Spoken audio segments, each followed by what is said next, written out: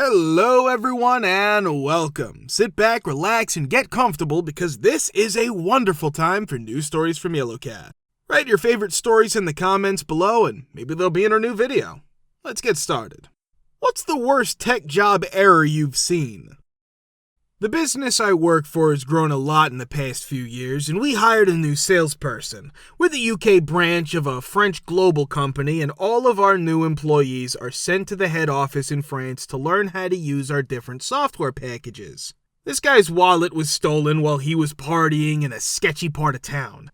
He took money from one of his new co-workers and kept going out until the wee hours of the morning, which made him fall asleep in training class. When he got back to the UK, he wondered why he had been fired. We also found a news story about a person with that name and city who was arrested for drunk driving after his car crashed outside of a police station. I'm an IT worker. This woman comes in and asks us to move all of her files from one computer to the other. Sure, no big deal, just a normal request. My jerk coworker Paul, that's his real name, F you Paul, takes the device, tells the woman it'll be done in 2 hours, and then deletes everything on her computer by accident. When the woman comes back, she is angry, so he tells her he'll fix it and bring it back the next morning. But he doesn't have a car or know how to fix her computer. It took me all night to use data recovery software and get her stuff back. The next day, I had to drive 40 minutes to her house to give her her new laptop. Yes, Paul was finally fired because it wasn't his first error. I used to work at a very company that made software for hospitals. We had a third of the world's healthcare records and were the biggest provider in the world at the time. From what I remember, their market share has gone down since I worked there more than 10 years ago. I don't know how they are now. To put it simply, we were in a high school level help desk job. We were not experts, but we did find bugs in the code and suggest fixes that went beyond changing passwords and fixing simple problems with how the program was used. All of the people I worked with and I were fresh out of college and had no idea what we were doing. There would usually be 1 or 2 people on your team who told you what to do. After that, it was up to you to figure it out. One of the people on our team didn't know what he was doing and wouldn't ask many questions. Every time we made a fix, we tested it in testing settings first, so this wasn't a big deal most of the time. That guy forgot to do it one day and all of the patients in the hospital were checked out by accident. This isn't a doctor's office in a small town either. This was a big hospital in a city. It wasn't too hard to fix. At this point, we've only brought back a backup, but it's clear that something is very wrong.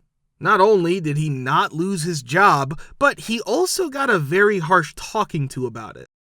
He did the same thing at another big hospital a week later, and this time, he didn't just say he messed up. He tried to fix it before anyone else found out because he knew he was likely to be fired. It goes without saying that he made things a lot worse. He was then fired. Just know that the 22-year-old jerk who supports the healthcare software your local hospital uses is fresh out of college and has no idea what they're doing. Good night's sleep. I made tools for cities and towns. When I worked for my county, they wouldn't let me download software from my website unless IT did it. I went down to IT, downloaded it, and borrowed a flash drive from the IT guy because I didn't bring my own, and they frowned on that and the download from my website, and they didn't want me to put it on the network. I saved changes to 17 computers on a flash drive and then left. It's not my job to make rules, just follow them. I had already walked 12 minutes to get to my office when my cell phone rang. Someone was swearing at me because something I did shut down the whole county systems, even the ones in faraway locations. I simply told them I used a flash drive from Ryan in IT and it wasn't my fault. They never apologized, but the P was fired. The stupid, expensive antivirus and malware software couldn't find the virus on that flash drive. It took 2 days to fully fix the system. It even destroyed the care home owned by the county. It's a good thing it never got out because I would have shamed them many times and they knew it. I find it funny that they now let me update their programs from my website. Wow, I wonder why. I helped launch a subscription service for software and support at a small tech company that mostly offered hardware through channels. There was already a way to register the software on the CD that came with the package, so we were just going to use that and send customers to a website to register for support or service. About a month before the new system went live, I had to deal with a family issue. Other than that, everything was going well. When I got back after about a week away, I found out that one of the sales vice presidents had suggested and pushed through a deal to bundle 1 year of our new subscription with an existing hardware SKU that was already in the channel. That means that anyone who got that model of hardware should get a year of support. The problem was that there were no automatic or API-driven channel connections at the time. More than that, our software was registered before the devices were linked. We had no idea which customers had bought that model of hardware and which hadn't. We couldn't be sure of the real purchase date, and when we tried to limit access to premium software based on a website support subscription, customers were so confused that we gave the support team a tool that let them give customers premium status without any checks. I told the VPs several times in the weeks before launch how terrible this was going to be, but they wouldn't listen. The company downsized by 80% a year or two later, and I pretty much rode it into the ground until one of the departed directors put me to work on CRM stuff at a different startup. In 1991, an assembly programmer at my company typed the wrong hex character into a patch for complicated phone software by mistake. In a few weeks, most of the East Coast phone system and some of the West Coast went down. After this, the CEO spoke to Congress. Obviously, this was a problem with the testing and methods, not the developer, but it was amazing how one wrong word could mess up the phone system for the whole country. A guy in a different department, but still in IT, doing something in the Enterprise Endpoint Manager. Basically, this program could make any object in our company do almost anything. It was the middle of a big project to switch desktop computers from an old private Linux distribution to Windows. We had a very long implementation program that lasted a year so that franchises could buy into it, train their staff, and so on. It turned out that he was working on something with a big franchise who had about 300 of these systems. The change process began right away by accident. A lot of data was lost, and it had a big effect on how the owners ran their businesses. The amount of man-hours to revert them back, the cost of all the equipment we had to purchase and ship quickly, probably cost the company hundreds of thousands of dollars. Not to mention the likely additional six-figure "we're sorry" check cut out to the franchisee. Also, I know someone who deleted all of the credit card sales for about a week before they could be handled. And he did it twice to 2 different locations in the span of a week, which was a total of about $30,000 if I remember correctly. They were both fired. Same company, CIO decided to outsource the service desk supporting 6,000 plus locations, dozens of types of hardware/software to some company that was clearly not very well vetted. In the span of 6 months. Other companies he asked for bids when given the timeline did not even enter a bid because that is effing absurd. I have no idea how much money that cost the company and business owners. Millions upon millions. He resigned after about 6 months, and the new CIO had the small team that was left over rebuild the service desk. Reddit.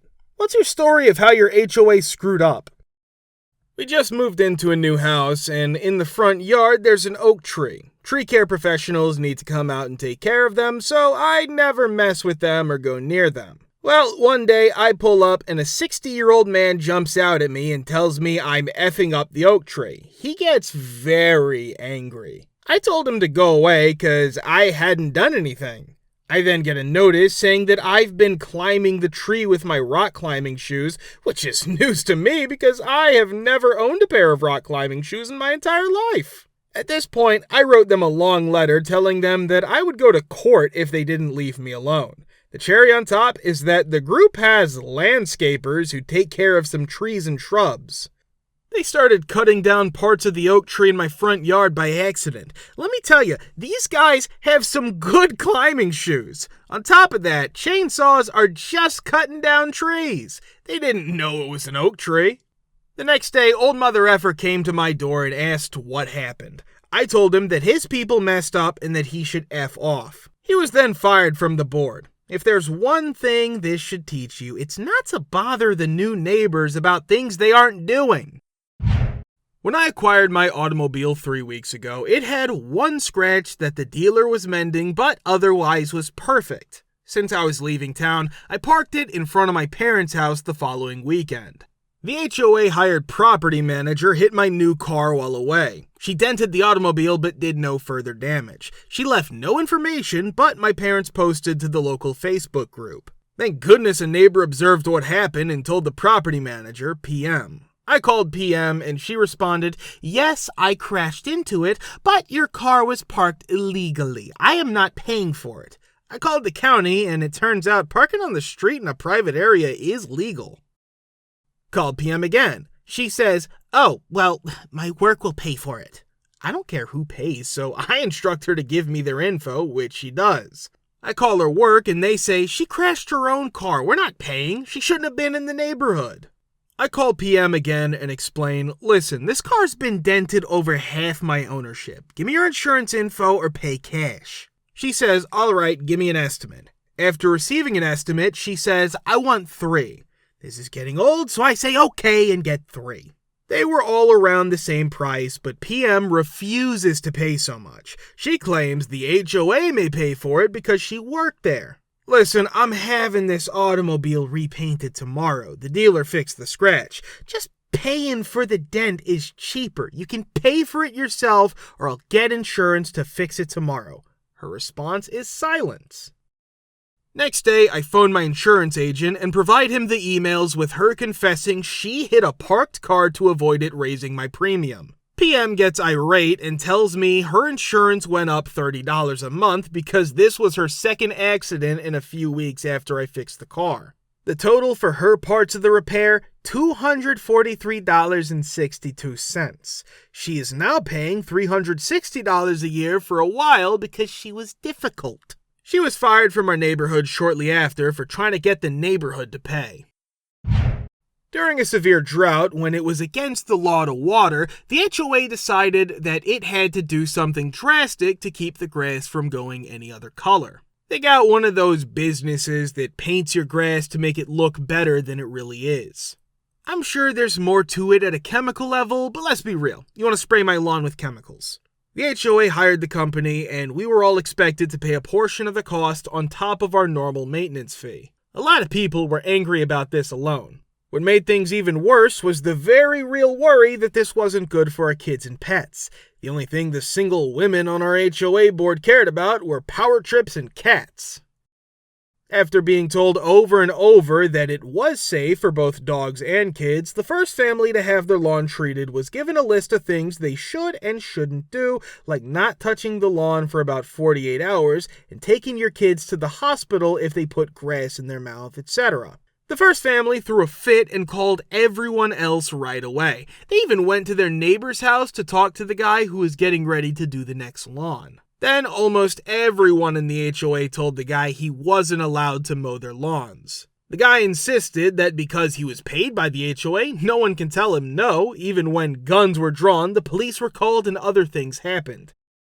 The HOA had a complete temper tantrum and basically threatened to fine almost everyone a ridiculously large amount, think more than $10,000, for not greening up their lawns as required.